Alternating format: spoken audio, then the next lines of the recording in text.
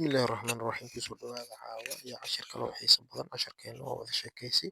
Wuxuu ku bilaabaa wada sheekaysanayo Emma iyo Jack.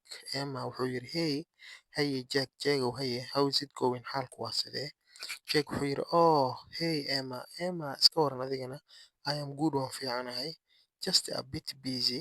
Xoogaa yar oo mashquul ah keliyata ayaa jira with work, shaqadaan ku mashquulsanahay.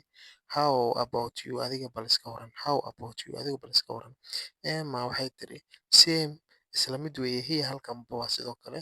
Work, shaqada has been crazy, aad ayay u mashquul badneed lately, xilliyahan dambe.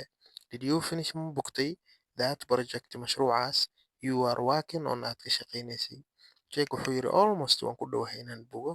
I just have, waxaan hayaa a few more things, sheeye kale to check, inaan fiiriyo laga rabo. What about you? Adigana bal iska waran. Any plans, wax qorshe ah moo haysaa for the weekend, sabtidii axadii?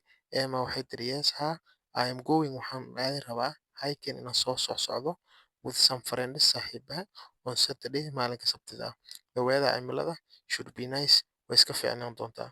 Jake wuxuu yidhi, That sounds awesome, waa arrin fiican.